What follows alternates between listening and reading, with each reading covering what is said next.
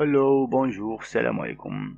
Bienvenue dans cette nouvelle vidéo où je vous parle de la visite médicale en grosso modo. Donc, c'est quoi l'AVM? Comment se déroule cette visite? Que doit-on préparer avant de se rendre chez le médecin? Quand est-ce qu'on l'a fait? Etc., etc. De ce fait, je vous laisse un lien dans la description de la vidéo qui parle de tout ça en détail. C'est un lien du site officiel du ministère de l'Immigration.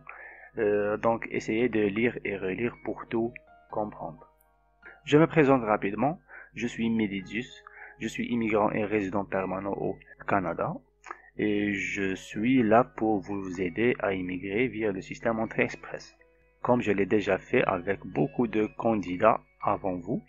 Et voilà, j'espère que vous serez les prochains et n'oubliez pas que je serai toujours là avec vous. Je vous prie aussi de rejoindre notre meilleur groupe sur Facebook, dans lequel je réponds à toutes vos questions concernant l'immigration au Canada, et de me suivre sur Instagram où je vais bientôt faire à chaque fois des vidéos en direct pour vous parler de la vie au Canada et répondre également à vos questions. Si vous effectuez une demande au Canada pour entrée express, permis de travail, permis d'études et le super visa, vous devez passer un examen médical qui vous sera demandé par le ministère de l'Immigration. Plus de détails, si vous demandez un visa de visiteur, vous n'êtes pas obligé de faire l'AVM, sauf si vous demandez le super visa. Et ce dernier est un visa pour les parents qui leur permet de rester 2 ans au Canada sans avoir besoin de quitter le territoire canadien. Si vous demandez un permis de travail et que vous travaillez dans un emploi où la santé publique doit être protégée, et que ce permis de travail est de plus de 6 mois, vous devez alors passer la VM. Sinon, vous n'avez pas besoin de le faire si vous demandez un permis de travail de moins de 6 mois. Et finalement, pour le permis d'études, si vous envisagez étudier pendant 6 mois ou plus, vous devez passer la VM. Si moins de 6 mois, vous n'en avez pas besoin. Vous pouvez obtenir votre examen avant de soumettre votre demande. Je veux dire avant que l'IRCC vous le demande. C'est ce qu'on appelle un examen médical préalable. Cet examen médical préalable est accessible dans toutes les demandes, sauf les demandes de parrainage où les personnes parrainées doivent recevoir en premier lieu les instructions du ministère de l'Immigration. Donc, les personnes parrainées ne peuvent pas faire un examen médical préalable. Si vous effectuez une demande de résidence permanente, les membres de votre famille, je veux dire le conjoint et les personnes à votre charge, doivent également passer l'examen médical même s'ils ne vous accompagnent pas. Aussi, en ce qui concerne l'entrée express, le ministère de l'Immigration n'envoie pas d'instructions pour passer l'examen médical. Vous devrez donc faire l'examen médical préalable. À quoi s'attendre? Savez-vous qu'il existe des médecins désignés par le ministère de l'Immigration et qui sont chargés de vous faire la consultation? Vous devez alors et d'abord choisir un médecin agréé par l'IRCC. Je vous laisse le lien dans la description de la vidéo pour choisir n'importe quel médecin. Une fois que vous faites votre choix selon vos préférences, vous appelez le médecin pour fixer un rendez-vous et attention, vous devez signaler que c'est pour entrée express. Il ou elle vous dira quand est-ce que vous vous rendez chez lui ou chez elle. Lorsque vous allez à votre rendez-vous, vous devez apporter votre passeport, vos lunettes ou lentilles de contact si vous les portez, tout rapport médical ou résultat de test que vous avez concernant des conditions médicales antérieures ou existantes. Moi, par exemple, comme je suis diabétique, j'ai apporté les plus récentes analyses sanguines de mon hémoglobine glyquée, mais vous pouvez ne pas les apporter. Pour les autres types de demandes, comme le permis d'études ou le permis de travail, si vous ne faites pas un examen médical préalable, l'IRCC vous enverra un message dans votre compte clé GC contenant un formulaire à télécharger et apporter aussi avec les documents et outils dont on a déjà parlé. Vous devez également apporter 4 photos récentes si le médecin n'utilise pas le système électronique ou l'application e-médicale. Je vous conseille de contacter donc le médecin avant votre rendez-vous pour le savoir. Personnellement, je l'ai fait chez le docteur Goueder Béchir de Constantine et lui, il a ce système e-médical.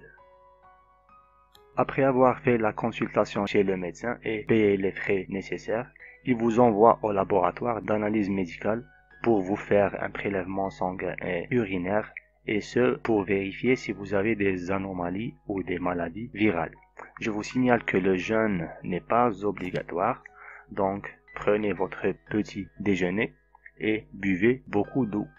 Puis, vous vous rendez dans un centre de radio pour prendre la radio thoracique.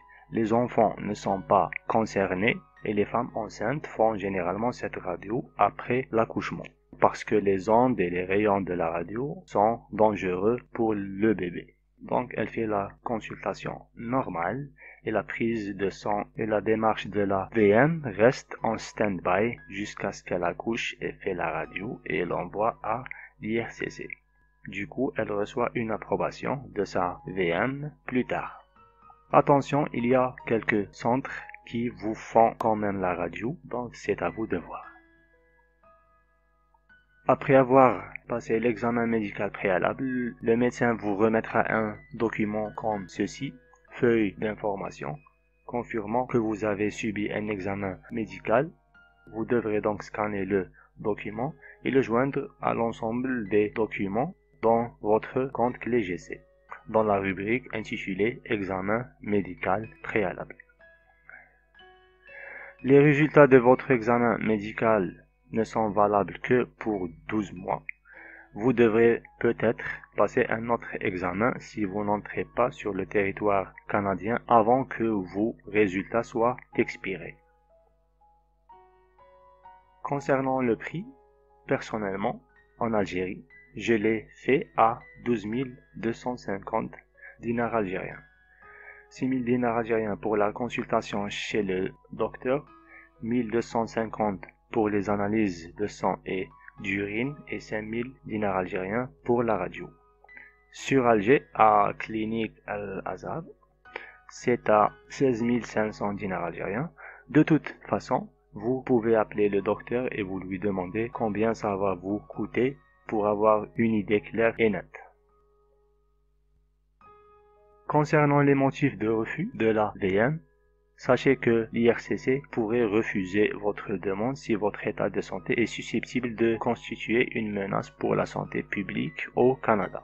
Du coup, cette décision s'appuie sur les résultats de votre examen médical aux fins de l'immigration. L'IRCC pourrait donc refuser votre demande si vous avez une maladie infectieuse comme le VIH, le syphilis, les hépatites, la tuberculose, etc. Si vous avez été atteint de l'une de ces maladies antérieurement ou auparavant, le docteur pourrait vous demander un examen complémentaire et faire des analyses pour confirmer votre état de santé actuel.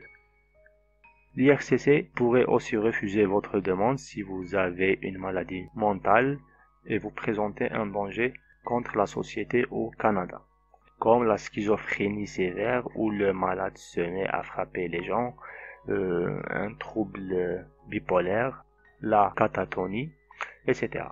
Votre demande pourrait aussi être refusée si votre maladie présente un fardeau excessif pour les services sociaux ou de santé. Je veux dire les maladies qui poussent l'État à vous prendre en charge pour toute la vie, comme la dialyse et l'insuffisance rénale, la maladie d'Alzheimer, etc., etc. Et voilà, mesdames et messieurs, j'espère que la vidéo vous a plu.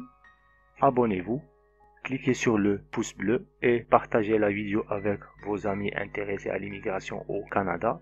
Et dites-moi dans les commentaires combien ça vous a coûté la VM, chez quel médecin et dans quelle ville pour laisser les gens avoir une information claire et nette.